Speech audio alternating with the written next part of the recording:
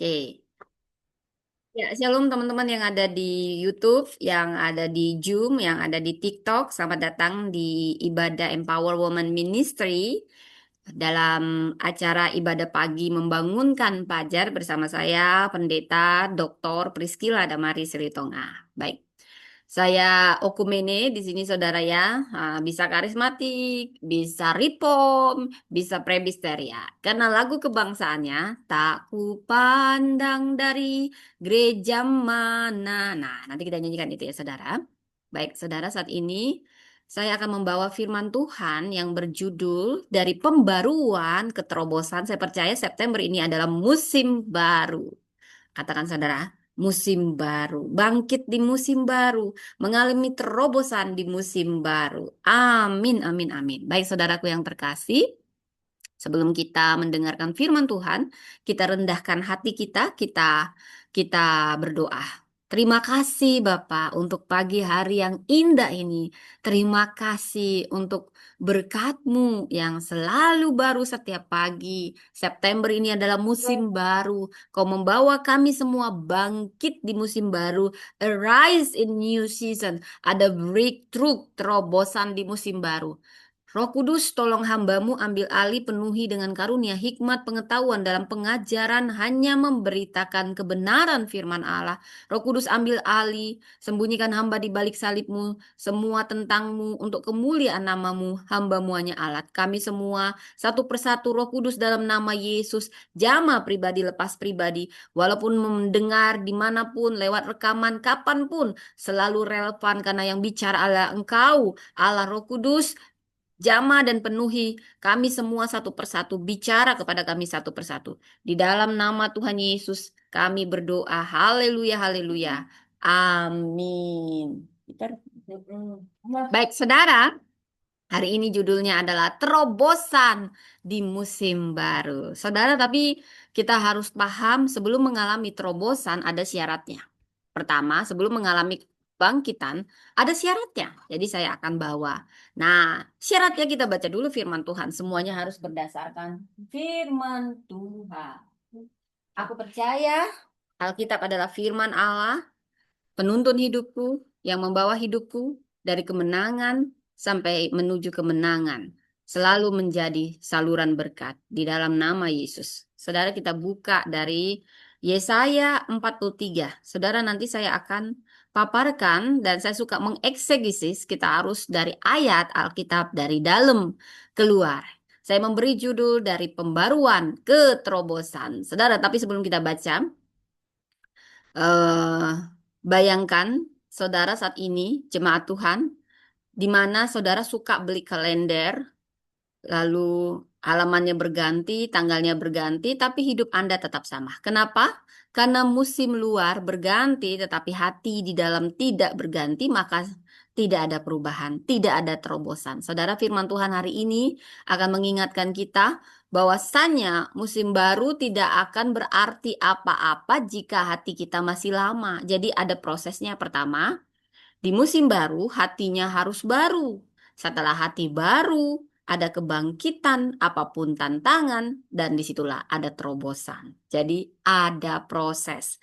Saudara, jika hati yang lama masih melekat, maka kita tidak bisa mengalami yang namanya kebangkitan di musim baru. Sebaliknya, bila hati diperbaharui, kita bisa bangkit. Dan saat kita bangkit, terobosan ilahi terjadi. Jadi harus paham prosesnya, saudara. Ya, supaya agak-agak jangan terlalu serius, saudara. Bagaimana kalau saya pakai pantun pagi ini, ya? Musim berganti, hujan berhenti, fajar menyingsing, dan harapan pun lahir. Tuhan sediakan musim yang baru. Mari melangkah dengan hati yang dibaharui. Yesaya 43 ayat 18 sampai 19 kata firman Tuhan, perhatikanlah, aku hendak membuat sesuatu yang baru. sekarang sudah tumbuh. Belumkah kamu mengetahuinya? Ya, aku hendak membuat jalan di padang gurun, sungai di padang belantara. Jadi teks utama kita dari Yesaya 43 ayat 18 sampai 19. Saya suka kata-kata dari ayat yang 18-19. Janganlah ingat-ingat yang dahulu dan janganlah perhatikan hal-hal yang dari zaman purbakala. Wow, berarti kita nggak perlu belajar sejarah, nggak kita jadi orang insomnia, nggak usah nginget yang lama, ya. Apakah itu maksud ayat ini? Kita baca. Lihat, ini kata Tuhan. Aku hendak membuat sesuatu yang baru, yang sekarang sudah tumbuh. Belumkah kamu mengetahuinya? Aku hendak membuat jalan di padang gurun dan sungai-sungai di padang belantara. Saudara, saya ingin kita mengupas latar belakang dari kitab Yesaya 43. Karena ini 43, tahukah saudara, kitab Yesaya itu dibagi. Dari pasal 1 sampai pasal 39 itu yang pertama, bagian yang pertama. Berarti ada bagian yang kedua. Ya, bagian yang kedua dari pasal 40 sampai 55. Dan bagian kedua ini sering disebut Deutero. Deutero itu artinya yang kedua. Dan ini disebut Deutero Yesaya, Yesaya kedua. Jadi kitab Yesaya ini ditulis pada abad ke-6 sebelum Masehi, sebelum Yesus datang ke dunia ini. Wow, itu sudah ribuan tahun yang lalu dan dikatakan jangan ingat-ingat yang lama. Nah, kenapa saya harus bahas? Kalau kita bahas firman Tuhan, nggak boleh asal comot-comot ayat. Kita harus tahu konteks. Kita harus membahasnya secara kontekstual, dari dalam keluar. Karena semua sumber pengetahuan dari dalam Alkitab, bukan pengetahuan dari luar dibawa ke Alkitab. Tetapi dari dalam Alkitab akan lahir hal-hal baru, kreativitas baru. Tahukah Anda, semua jawaban ada di Alkitab.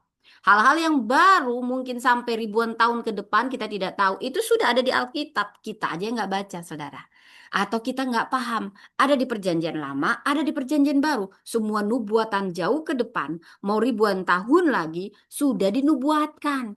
Begitulah Alkitab adalah firman Allah, bukan buku sembarangan. Makanya saya suka sekali membahas konteks. Karena apa? Karena selalu relevan. Apa maksudnya relevan? Selalu nyambung ke dalam Alkitab. Yesus datang abad ke-1, Bu. Sok tahu lu ya, makanya baca Alkitab ya. Yesus sudah ada ya, dia pencipta langit dan bumi. Oke, kalau kita mau lihat sejarah, dari Yesus lah, maka lahirlah. Sebelum Masehi, artinya sebelum Yesus lahir. Oke, jadi kita balik ke kitab Yesaya ya. Yesaya ini ditulis dalam konteks bangsa Yehuda pada saat itu dalam pembuangan Babel ya.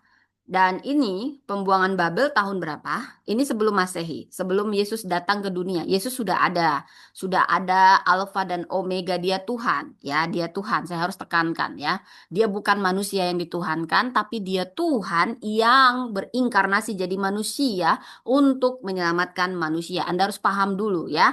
Nanti di sini ada banyak serangan-serangan yang nggak terima kalau Yesus itu Tuhan.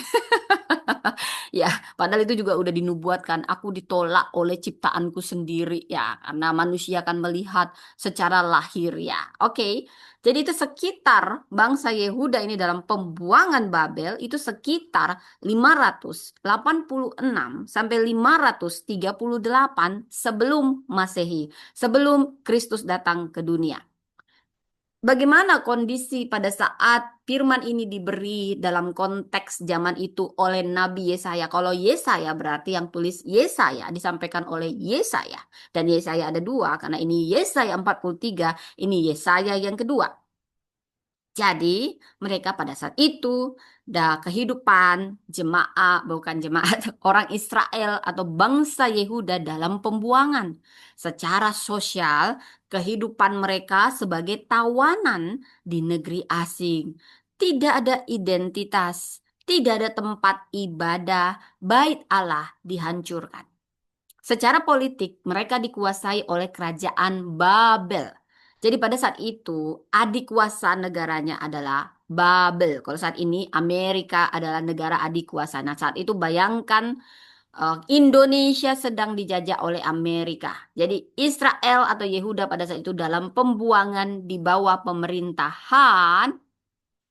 eh, pemerintahan Babel. Saudara, jadi negara superpower dunia saat itu adalah Babelonia. Dan di sini ada sistem penindasan. Jadi tidak enak yang namanya di pembuangan pasti tertindas dan didominasi suka-suka sama penindas. Pada saat itu kerajaan Babel dan kerajaan Babel suka menindas. Secara budaya dalam konteks ayat ini diberi mereka tertekan oleh budaya Babel. Budaya Babel itu budaya asing yang kuat. Mereka menghadapi godaan sinkretisme. Apa itu sinkretisme? Ini mencampur iman yang percaya kepada Allah, Yahweh pencipta, tapi dicampur-campur dengan dewa-dewa buatan manusia, dewa-dewa Babel.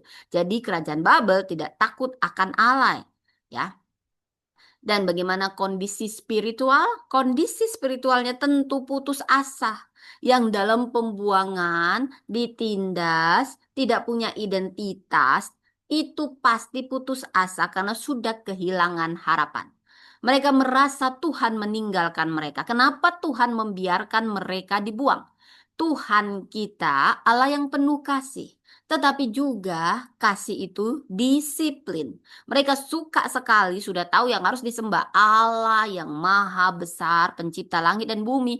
Masih juga nyembah-nyembah yang lain, nyembah-nyembah dewa, dewa-dewa. Jadi ini paling penting ini pada saat Raja Ahab yang membawa bangsa Israel, bangsa Yehuda jatuh pada penyembahan berhala. Allah kita yang maha besar itu Allah yang penuh kasih, tapi dia juga Allah yang disiplin. Jadi dia membiarkan umatnya untuk didisiplin di pembuangan, tapi tidak pernah meninggalkan umatnya. Allah kita tetap setia, dia punya rencana. Jadi ada satu hal yang perlu kita pahami, dalam segala sesuatu Allah tetap pegang kendali, Allah tetap berdaulat, dan Allah tetap penuh kasih. Oleh karena itu, apapun musim yang Anda alami, kalau itu seizin Allah, tanya pada Allah. Apa yang kau inginkan aku pelajari dari sini? Karena setiap musim berganti, tidak ada yang tetap di dunia ini, tetapi yang tetap adalah Allah kita yang berkuasa, yang berdaulat atas apapun. Dan segala sesuatu akan bekerja untuk kemuliaan nama Tuhan pada dasarnya. Saudara, jadi saya harus membahas tentang konteks ayat ini. Jadi Tuhan bicara kepada umat yang patah hati. Aku di dalam pembuangan. Kehilangan pengharapan dan mereka terjebak masa lalu. Saudara, ini mengingatkan karya besarnya di masa lalu.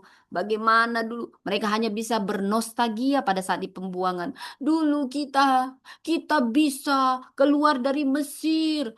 Laut terbelah. Kita berjalan di tengahnya. Nenek moyang kita bersama Musa ditolong oleh Allah. Dikejar bangsa Mesir dan mereka yang jatuh ke dalamnya.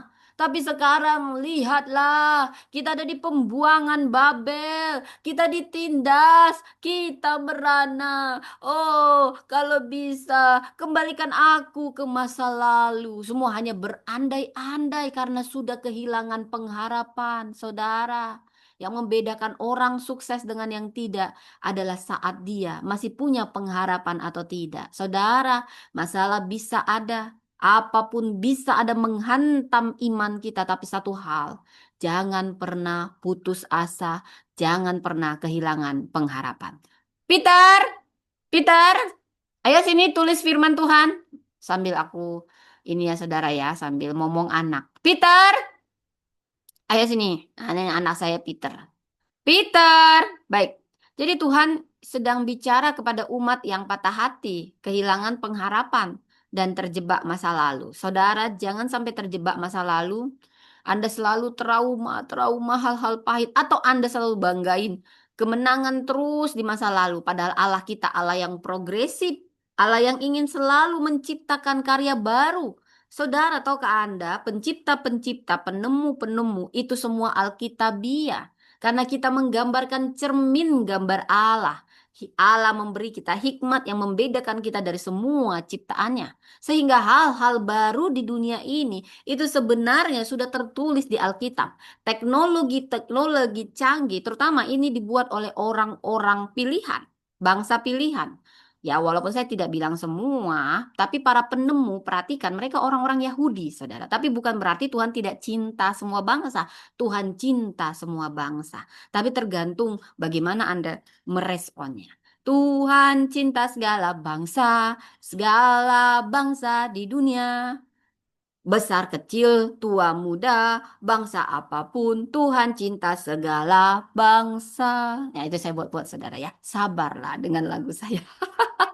Baik saudara. Jadi pada saat pembuangan mereka hanya bernostalgia. Nah, bayangkan Anda hanya bernostalgia sebelum misalnya Indonesia dijajah. Ayo Peter pakai bajunya. Ya, ini sembari saya ada anak-anak ya saudara ya.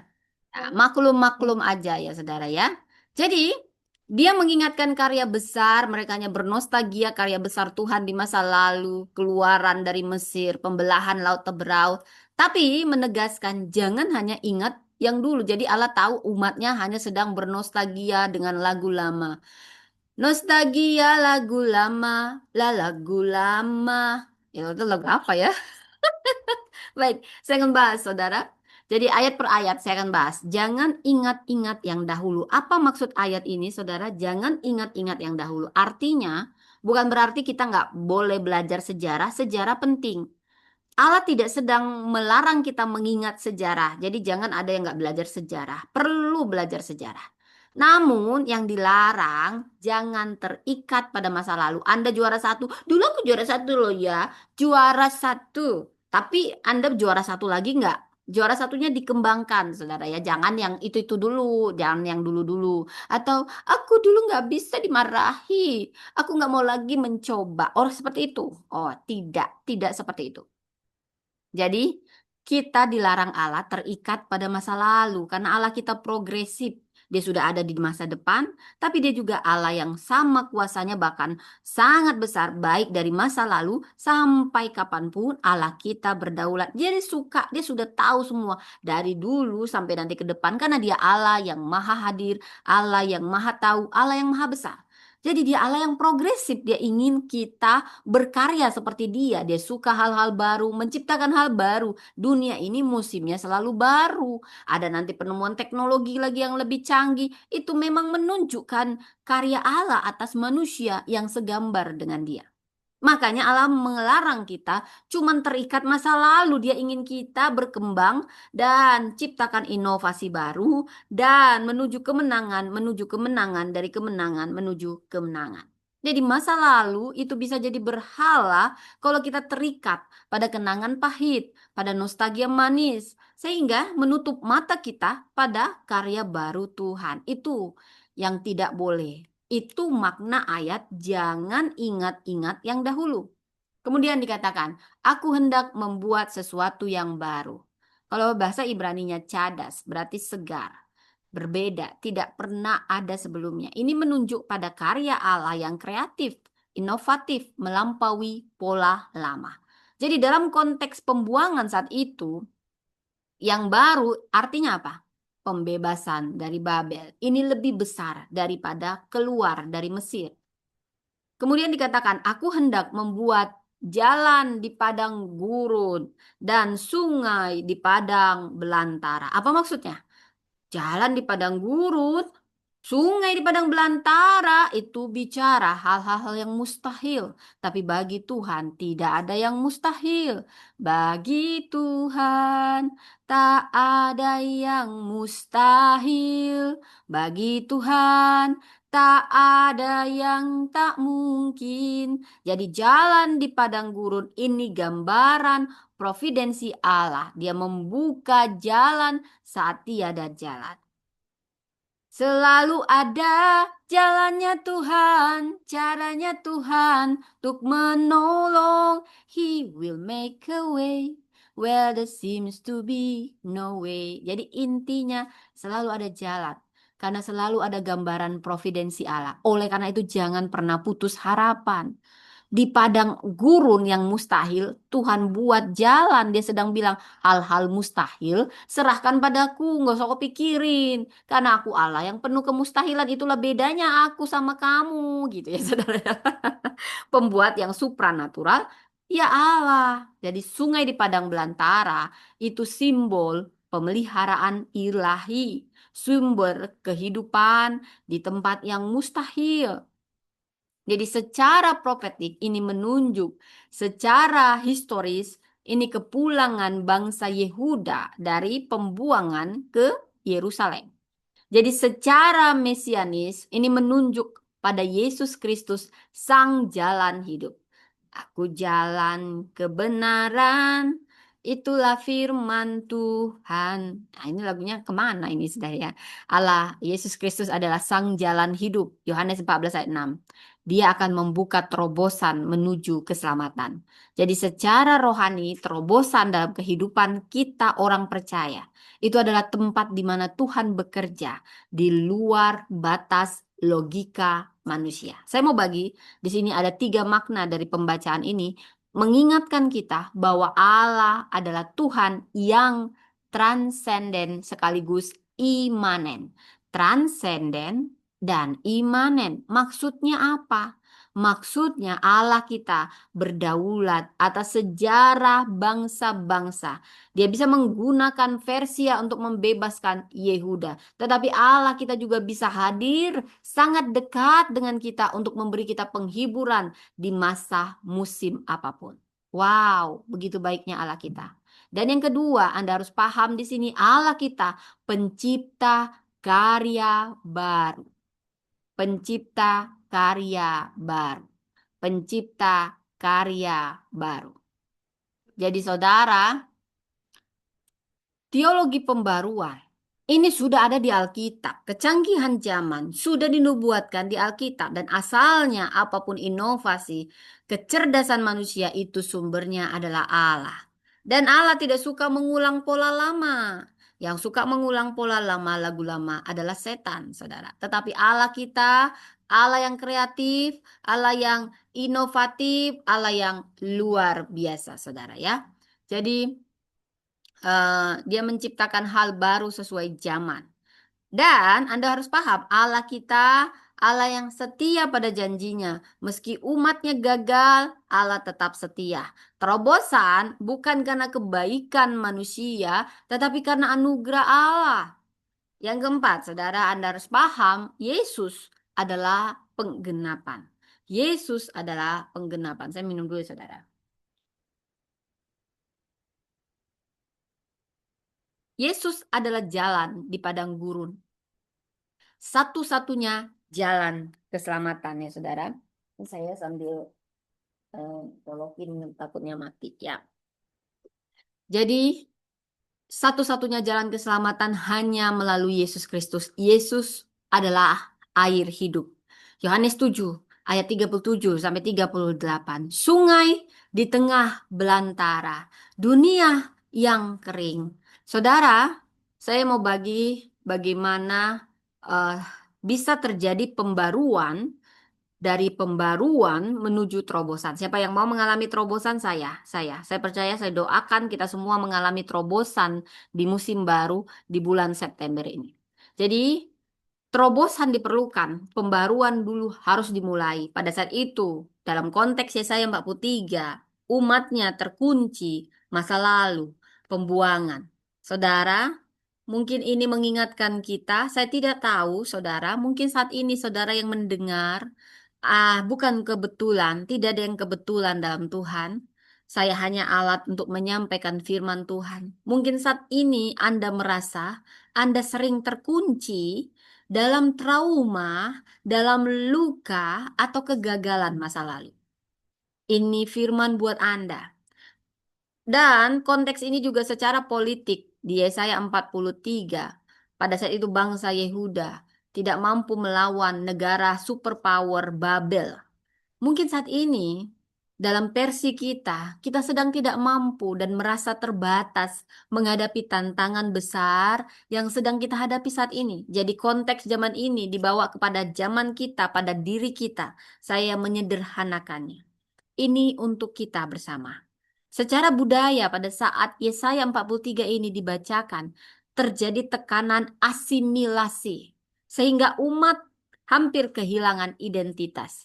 Dan mungkin saat ini gambaran bagi kita semua, siapapun Anda yang mendengar, Anda hampir tergoda dunia modern untuk kompromi pada iman Anda.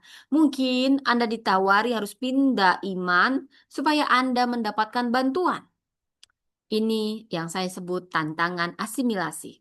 Saudara, pada saat Yesaya 43 ini, zaman itu bangsa Yehuda spiritualnya putus asa. Seolah doa sudah merasa tidak akan dijawab lagi. Mungkin saat ini gambaran Anda sedang stuck, Anda sedang putus asa. Saudara, Tuhan sedang berbicara pada Anda dan pada kita semua. Saudara, ini ayat yang akan memberi kita pembaruan. Tuhan sedang berkata, jangan terikat masa lalu anakku. Siapapun Anda yang mendengar saat ini, saya mau menyampaikan, Tuhan sedang berkata padamu, jangan terikat masa lalu. Tuhan mau memberi hati yang baru, minta hati yang baru. Tuhan gantikan hati lama dengan hati baru. Dan saya mau katakan ada kebangkitan saat ini. Tuhan katakan, lihat, sesuatu yang baru sedang tumbuh. Aku sedang membuat sesuatu yang baru. Tuhan sedang bekerja meski kita tidak bisa melihatnya sepenuhnya, saudara. Karena Tuhan kita itu Tuhan yang maha baik. Dia lebih rindu memulihkan kita daripada kita sendiri, anak-anaknya. Dan Tuhan tidak hanya mau memulihkan, dia ingin kita mengalami terobosan. Itulah maha besarnya Tuhan kita. Tuhan sendiri yang akan membuat jalan di padang gurun. Artinya ada jalan di tempat yang Anda pikir tidak ada jalan lagi, Tuhan. Stuck, stuck, stuck. No. Tuhan sedang membuat sesuatu yang baru. Percayakah engkau? Ya, ada mujizat yang akan melampaui logika. Namun, untuk bisa mengalami terobosan, kita harus bangkit di masa baru ini. Bagaimana caranya?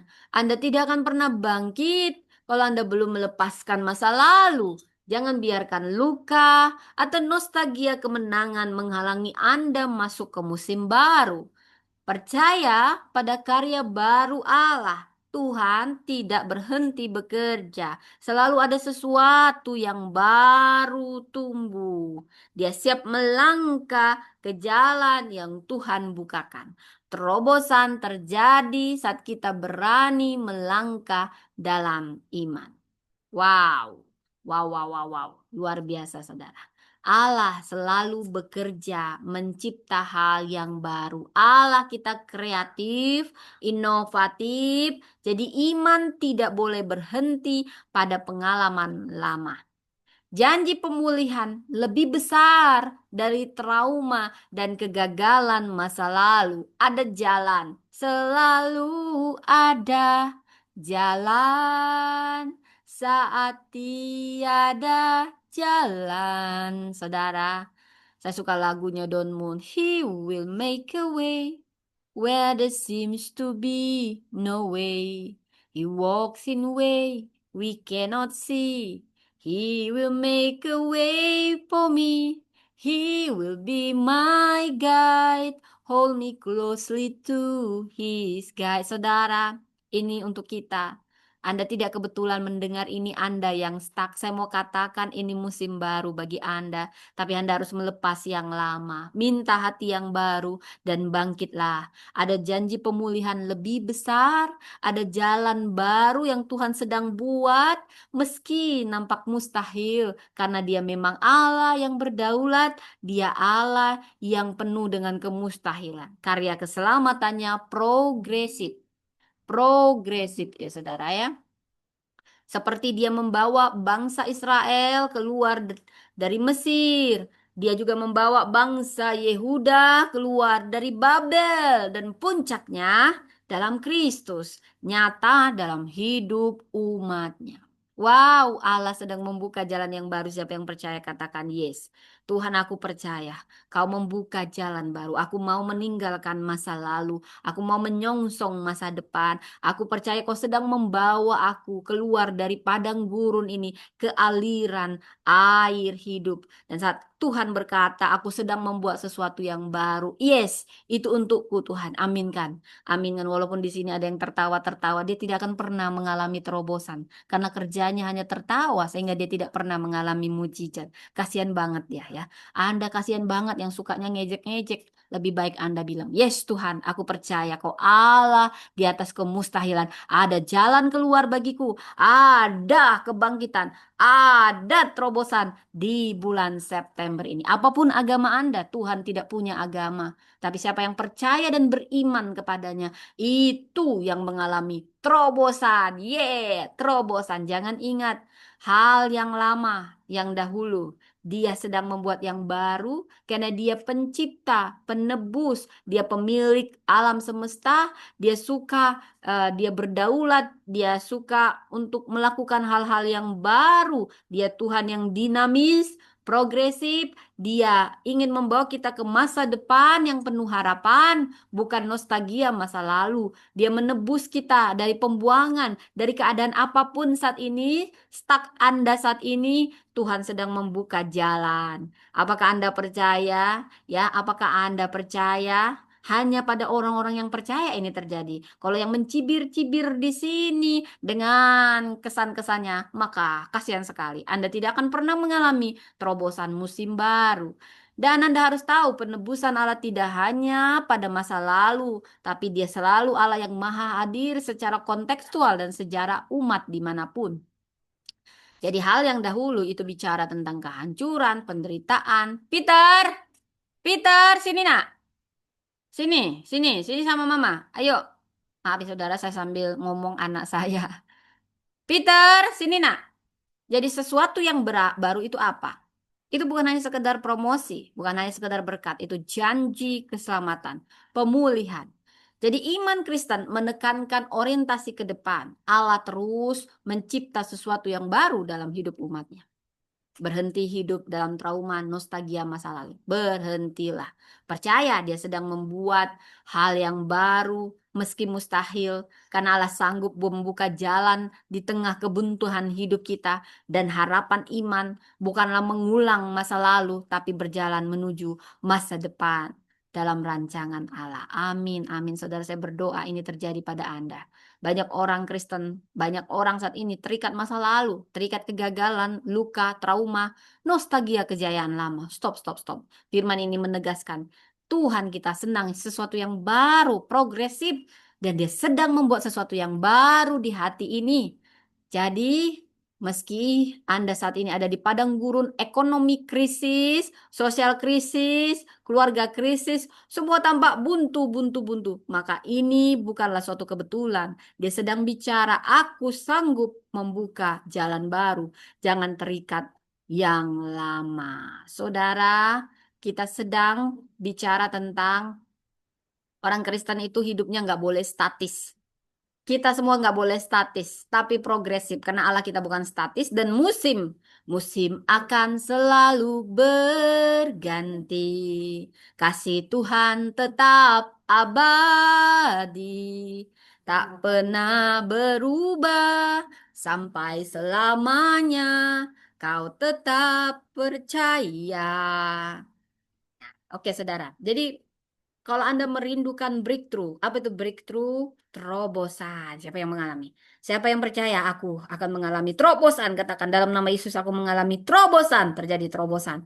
Yes, Anda harus percaya lebih dulu, baru itu terjadi, saudara. Terobosan dalam keluarga, terobosan dalam kesehatan, dalam pelayanan, bahkan pekerjaan. Tapi mari kita jujur, saudara, terobosan tidak lahir begitu saja. Ada proses ilahi dimulai dari pembaruan hati, lalu kebangkitan iman, baru terjadilah terobosan. Terjadilah terobosan. Jadi ada 3 tahapan penting yang ingin saya bagikan di sini. Pertama harus ada pembaruan, minta hati yang baru untuk musim yang baru. Pertama, jangan terjebak masa lalu supaya kita bisa mengalami kebangkitan. Setelah kita memiliki hati yang baru, di sini akan terjadi kebangkitan. Saya percaya sekali. Kita akan bangkit di musim baru, bangkit dari kegagalan, bangkit dari nostalgia apapun. Dan disitulah terobosan terjadi. Siapa yang percaya, aminkan. Daripada Anda hanya mencibir, aminkan. Ya, Anda orang percaya mau apapun, saya berdoa. Terjadi terobosan, hidup dalam jalan baru dari Tuhan. Yeskiel 36 ayat 26 berkata, aku akan memberikan kepadamu hati yang baru, roh yang baru di dalam batinmu. Saudara, mungkin hati lama kita pahit karena sering dimanfaatin, sering dikecewakan, sering dinodai, saudara.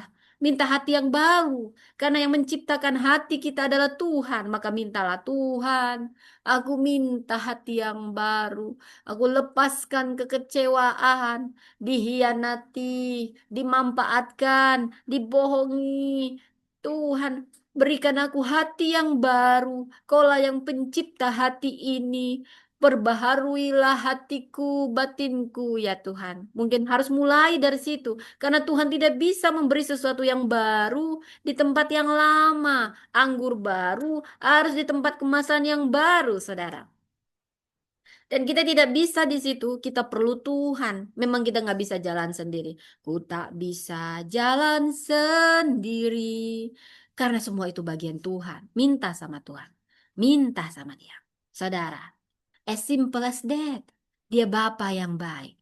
Kau Bapakku yang baik. Anda tidak bisa mengampuni. Maka minta pada Tuhan, Tuhan, beri aku hati yang mampu mengampuni. Karena memang Tuhan kita maha pengampun. Maka kita anaknya pun harus mengampuni. Kalaupun terlalu sakit saudara, maka minta pertolongan Tuhan. Karena dialah pencipta kita.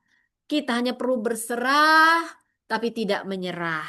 Berserah, tapi tidak menyerah. Maka minta hati yang baru. Karena kita hanya bisa masuk ke musim baru dengan hati yang baru, dengan segala luka-luka yang kita lepaskan dan kita minta ampun. Saudara, musim baru pertama harus dari hati yang baru. Maka minta pada Tuhan.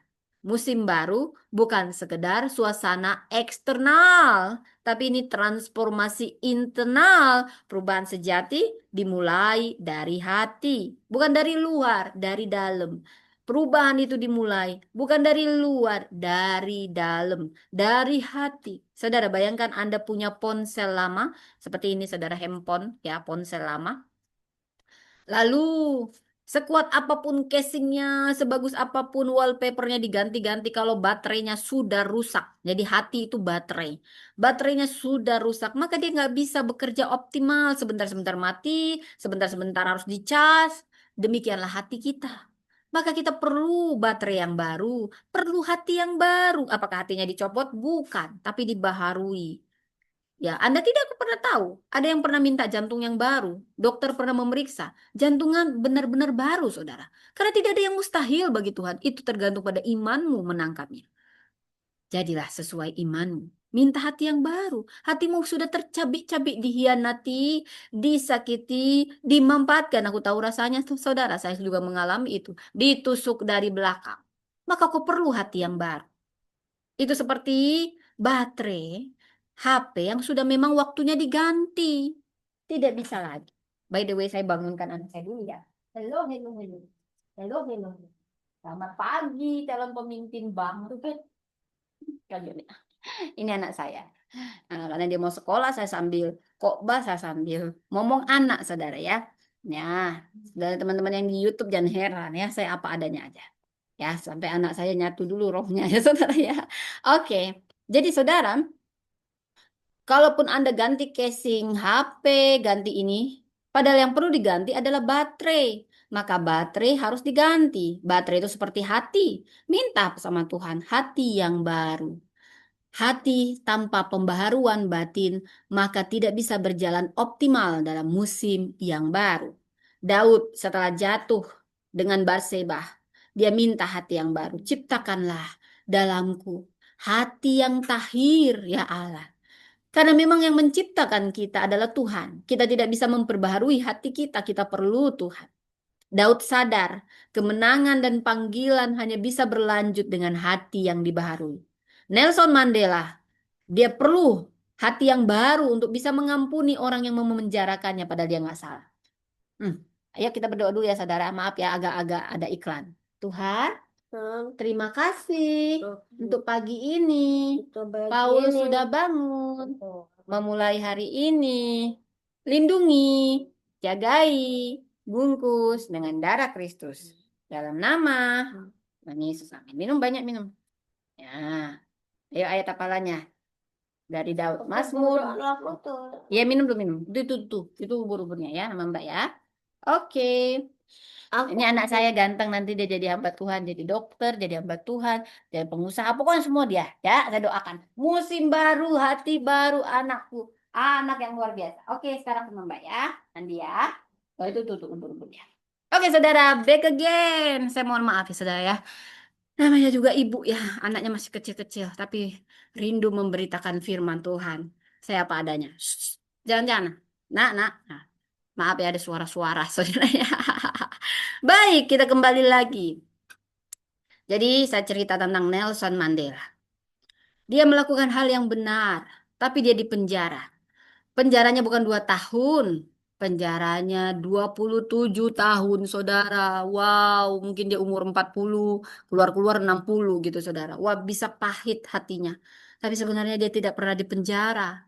Hatinya lepas, hatinya baru. Di dalam penjara dia tidak pernah merasa terpenjara. Baginya itu adalah padang sebelum dia jadi presiden. Dia tidak pernah kepahitan, tahu ke Anda? Orang yang tidak bisa mengampuni musuh adalah orang yang terpenjara. Mungkin Nelson Mandela 27 tahun di penjara, keluar-keluar, dia tidak dendam, saudara.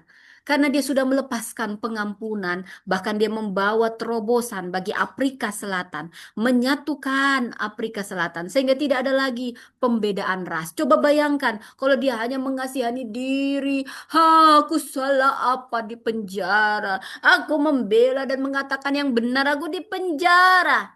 Tapi dia sedang berlatih. Dia berkata, Tuhan kau pasti punya tujuan. Kenapa kau izinkan aku di penjara? Tuhan melatih dia. Tuhan mendidik dia menjadi hati yang baru, hati yang besar hati, hati yang mengampuni dan keluar-keluar langsung jadi presiden. Karena latihan jadi presidennya di penjara. Demikian juga Yusuf. Yusuf bisa dia pahit hati sama saudaranya. Kalian salah apa? Kalau aku disayangi bapakku, kenapa kalian iri-iri samaku? Aku kalau ke anak kesayangan Yakub memangnya kenapa? Aku kan adik kalian di penjara. Dia dikerjai, dimanfaati. Oh, ini orangnya baik, kita kerjainnya. Wah, saya tahu rasanya jadi orang baik cuma dimanfaatin terus, dimintain uang terus. Saya tahu, saudara. Mau saudara, mau teman. Kalau lihat saya ini kayak muka ATM saya ini, saudara. Kayak ATM aja. Please, mintol dong, please. Nah, lupa daratan kalau dia lagi ingat ya. Dia lupa diri kadang-kadang ya, saudara. Kadang kita kita kesel gitu. Apalagi label pendeta kita dibawa-bawa. Hai, ibu pendeta yang baik. Lalu dipinjemin uang gitu, saudara. Kadang-kadang saya harus tegas juga sama orang-orang seperti ini, saudara. Karena jadi orang Kristen bukan berarti on, saudara. Ya, nanti akan saya tegasin cara elegan untuk menegaskan soal itu ya, saudara ya. Nah, tapi kita kembali pada itu. Kalau soal kecewa sudah sering, saudara, udah jadi makanan. Apalagi kalau makanan hamba Tuhan yang murni ya. Saya bilang yang murni karena banyak hamba Tuhan yang nggak murni, ikut-ikutan memanfaatkan. Nah, itu sudah mendapat upahnya dia. Jadi hamba Tuhan yang kayak gitu ya, saudara ya. Tapi saya mau katakan, saudara, kita belajar dari kisah Yusuf. Dia punya banyak trauma. Dia bisa saja marah. Hah, ngapain saya baik-baik dikerjain terus? Saya salah apa Tuhan? Saya baik di penjara. Tapi dia bertanya, Tuhan, apa yang ingin kau inginkan aku pelajari dari penjara? Apa yang kau inginkan aku pelajari ketika ditikam dari belakang, ketika difitnah? Padahal aku baik, saudara. Kok baik, saudara bukan saya, maksudnya cerita Yusuf. Oh, saya juga orang baik kok, saudara ya. Percayalah. Dalam nama Yesus terjadilah. Jadi, di sini yang penjara sebenarnya bukan penjara jeruji besi. Hati kita di penjara saat kita tidak bisa mengampuni. Mungkin sulit. Karena itu kita butuh Tuhan memampukan kita. Minta hati yang baru, lepaskan pengampunan, lepaskan segala kekecewaan. Itu kuncinya supaya kita bisa hati yang baru, melangkah dan bangkit di musim baru. Hati lama harus dilepas seperti baterai handphone yang sudah lama. Memang harus sudah waktunya diganti baterainya. Saudara, hati lama yang penuh luka, kecewa, dosa harus ditanggalkan. Kita nggak bisa masuk musim baru dengan beban lama. Nggak bisa, saudara. Dan kita perlu Roh Kudus yang memberi hati yang lembut. Roh Kudus, datanglah, jamalah tiap hati, jamalah, segarkanlah yang lelah, kuatkanlah yang lemah. Ketika kau mengatakan itu, saudara, kau hanya perlu bantuan Roh Kudus untuk melepaskan pengampunan bagi orang-orang yang menyakiti atau kamu yang menyakiti dan kau merasa bersalah saat ini. Minta Roh Kudus membaharui hati dan batinmu, mengoreksi dan menolong engkau. Lepaskan luka lama. Mungkin kau juga yang menjadi pelaku, saudara. Ada pengampunan saat ini. Roh Kudus, lembutkan hatiku. Hanya Roh Kudus yang mampu melembutkan hati. Tahukah saudara, kenapa Roh Kudus dilambangkan dengan burung merpati? Secara logika, merpati tidak punya empedu. Tahukah saudara apa fungsi empedu? Empedu fungsinya untuk menyaring racun-racun, tempat menyimpan hal-hal yang pahit, makanya empedu itu pahit. Tapi merpati tidak punya empedu, artinya apa? Dia tidak pernah menyimpan kepahitan. Karena itulah Roh Kudus disimbolkan burung merpati. Karena orang yang dibaharui oleh Roh Kudus, dia melepas pengampunan, dia melepas kepahitan, tidak ada kepahitan di hatinya. Sehingga dia tidak perlu empedu, karena dia tidak pernah menyimpan hal yang pahit. Demikianlah Roh Kudus. Dia tidak bisa masuk pada orang yang mengeraskan hati dan tidak mau mengampuni. Tapi kalau ketika Anda mau saja dan Anda minta tolong sama Roh Kudus, maka Dia yang akan memampukan Anda untuk mengampuni orang-orang yang memanfaatkan Anda, orang-orang yang hanya punya siasat-siasat. Percayalah, kebaikan Anda yang dimanfaatkan itu akan kembali pada Anda dengan cara yang lebih besar dari Tuhan. Lepaskan itu, relakan. Tuhan, aku percaya apa yang aku tabur sekalipun hanya dimanfaat-manfaatin orang. Aku perkatakan itu akan kembali padaku puluhan kali lipat dan menjadi saluran berkat lebih besar. Saudara, beranilah berdoa, Tuhan, periksa hatiku. Buang kepahitan, berikan aku hati yang baru. Dengan hati baru, kita siap masuk musim baru. Kedua, kebangkitan. Bangkit di musim baru. Yesaya 60 ayat 1 berkata, bangkitlah menjadi teranglah, sebab terangmu datang. Pertama dikatakan bangkit dulu, lalu jadi terang, dan terang itu datang. Saudara, di sini setelah hati kita dibaharui, kita akan bisa bangkit, pasti bisa bangkit. Jadi tidak cukup hanya dibaharui, tapi harus take action. Take action, bangkit. Ini seperti benih yang ditanam, setelah diubah dalam tanah, dia harus bangkit. Menembus tanah untuk tumbuh. Jadi benihnya sudah dimasukkan, pelan-pelan dia tumbuh, tumbuh, bangkit. Dia tidak akan pernah statis atau diam. Dia tidak akan berbuah kalau dia statis. Tapi ketika dia bangkit, dia berbuah, saudara. Saya suka Maria Magdalena. Setelah Yesus bangkit, dia adalah saksi pertama kebangkitan Yesus. Dia yang dulu hancur, menangis, dipanggil, dikubur, dipanggil untuk bangkit, bangkit, bangkit, menjadi saksi pertama kebangkitan. Dari air matanya menjadi misi yang besar. Saudara, saya suka Thomas Alva Edison. Siapakah dia? Penemu bola lampu. Apakah mudah menemukan bola lampu? No. Dia melewati ribuan kali gagal. Yang kata manusia ribuan kali gagal. Tapi baginya itu bukan ribuan gagal menciptakan bola lampu. Itu hanya cara yang salah sebelum dia menemukan cara yang benar. Dia punya paradigma pola pikir yang berbeda. Saya tidak gagal. Saya hanya menemukan 10.000 ribuan cara yang tidak berhasil. Kebangkitan itu bukan sekedar hasil, tapi itu dimulai dari dalam, dari sikap. Saudara, kebangkitan artinya iman kita aktif. Iman kita aktif. Berjalan dengan iman walau hasil belum kelihatan. Iman itu percaya sebelum melihat.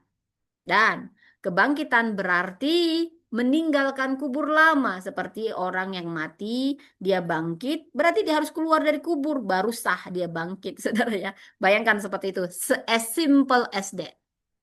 Saudara, kubur lama itu apa? Kubur kemalasan, kubur ketakutan, kubur kegagalan. Harus ditinggalkan karena sudah bangkit, bangkit, bangkit. Jadi, jangan tunggu keadaan ya, saudara. Ini saya ini dulu ya, ya. Oke. Jangan tunggu keadaan berubah baru bangkit. Bangkitlah sekarang dan lihat terang Tuhan bekerja. Dan setelah kebangkitan, barulah terobosan. Siapa yang percaya Anda menikmati terobosan? Yes, saya percaya dalam nama Yesus terobosan di September ini. Hidup dalam jalan baru dari Tuhan. Saya ingat firman Tuhan, Mika 2 ayat 13. Penembus akan maju di depan mereka. Mereka akan menerobos. Terobosan itu bicara tidak slow-slow, menerobos. Breakthrough, terobosan. Terobosan ini bukan hasil kekuatan kita. Ini bukan kita, saudara. Ini tentang Tuhan. Breakthrough terjadi karena Tuhan sendiri yang membuka jalan. Sebenarnya Tuhan sedang buka jalan, kita yang nggak bisa melihat karena hati kita masih dikuasai kekecewaan. Makanya kata Tuhan, jangan ingat yang lama. Kalau kamu sulit, minta hati yang baru. Kalau kamu sulit, tolong Roh Kudus, tolong Roh Kudus, dipenuhi Roh Kudus, kepahitan pasti hilang. Itu sudah otomatis. Betapa baiknya Tuhan kita, saudara. Betapa baiknya Tuhan kita. Amin. Ya, dia sendiri yang akan membuka jalan baru. Saudara, ini seperti pintu otomatis di mall. Tung, tung, tung. Pintu itu tidak terbuka karena kita mendorongnya, tapi karena sensor tit, tit, tit, tit, tit, mengenali langkah kita. Sensor Tuhan akan mengenali orang-orang yang sudah punya hati baru. Sensor Tuhan akan mengenali orang-orang yang sedang bangkit dan Tuhan yang akan memberi terobosan, terobosan. Kita perlu melangkah dengan iman. Tuhanlah yang membuka jalannya, saudara. Saya ingat Musa, Laut Merah terbelah bukan karena tongkat Musa yang kuat. No, itu tidak ada apa-apanya, itu hanya alat sederhana. Tetapi karena Tuhanlah yang membuat terobosan itu. Tuhanlah yang membuka jalan di tengah laut ketika Musa membanting tongkatnya. Terobosan terjadi. Tuhan, sensor ilahi menandai orang-orang yang penuh iman. Iman percaya sebelum melihat. Mereka melangkah dengan iman dan percaya. Tuhan, Kau yang akan buka jalan. Kami hanya alat, kami bergantung padamu. Tapi kami percaya sebelum melihat sensor Tuhan menandai orang-orang. Titit, titit, titit, titit. Maka terjadilah terobosan. Maka terbelahlah laut teberau. Bukan karena tongkat Musa, wow, nggak ada apa-apanya. Tapi karena Tuhan sudah, sensornya Tuhan menandai orang-orang yang punya hati baru, bangkit di musim baru, dan Tuhan yang buat terobosan. Amin, saudara. Saya berdoa itu kita mengalaminya. Ada jalan di tengah laut. Ini hal mustahil. Hal yang mustahil serahkan pada Tuhan. Itu bagian Tuhan, bukan bagian Anda. Anda cukup memintanya pada Tuhan. As simple as that. Tapi prosesnya, lepaskan kepahitan, lepaskan kekecewaan, bangkit, bangkit, bangkit, percaya. Saya suka Elon Musk yang sangat terkenal karena kekayaannya sekarang. Dia yang terkaya, saudara ya. Kemudian saya yang terkaya karena kaya hati gitu, saudara. Amin, amin, amin. Dari Indonesia akan lahir yang terkaya, kita semua terkaya. Paling tidak kaya hati dulu ya, saudara ya. Dia sering dianggap gila dulu. Gila kamu ya, gila kamu Elon Musk. Karena ide-idenya itu begitu cemerlang. Jadi saudara jangan cepat meremehkan orang yang Anda pikir gila. Jangan-jangan Anda nanti yang tergila-gila sama dia. Karena dia mungkin orang-orang yang sukses itu seperti Albert Einstein, Thomas Alva Edison memang terlihat seperti orang gila. Karena mereka punya ide-ide yang cemerlang. Jadi jangan cepat meremehkan orang. Nanti Anda gigit jari. Semua kita harus punya hati besar dan melihat setiap orang seperti Tuhan melihat. Idenya Elon Musk sering dianggap gila. Tapi sebenarnya Elon Musk sedang mendapat pencerahan melihat jalan baru ketika orang melihat jalan buntu.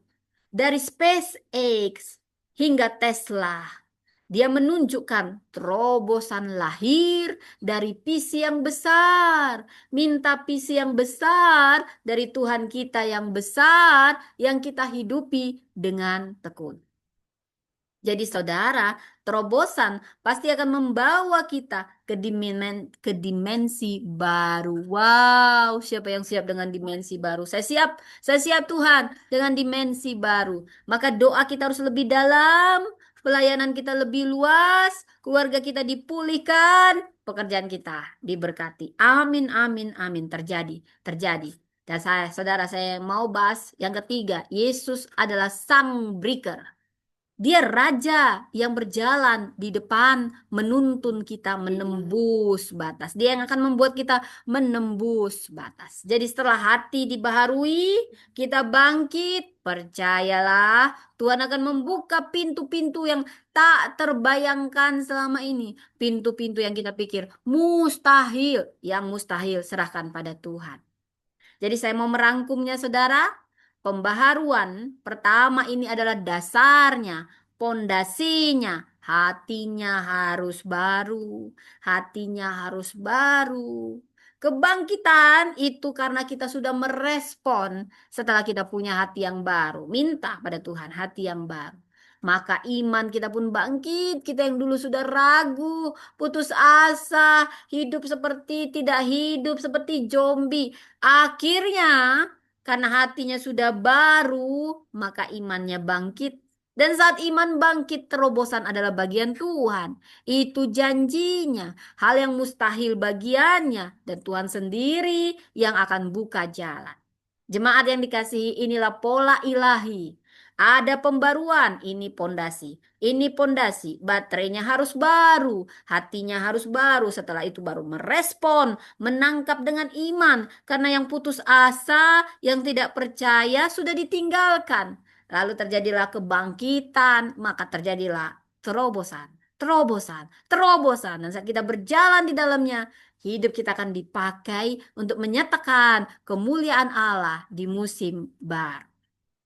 Sebuah kisah tentang ulat kecil terjebak dalam kepompong, terlihat seperti terkubur, terbatas, dan mati langkahnya. Tapi setelah proses, kepompong itu pecah, lahirlah kupu-kupu yang indah, yang terbang tinggi, kukan terbang tinggi, bagai Raja Wali. Begitulah dengan kita, kita semua diproses. Dan proses tidak pernah bohong. Yang tidak diproses akan beda dengan yang diproses. Proses pembaruan bisa terasa sakit, sakit Tuhan, sakit Tuhan. Tapi memang begitulah prosesnya. Kupu-kupu yang dibantu dari kepompong akan tidak jadi kupu-kupu yang indah, tapi kupu-kupu yang cacat.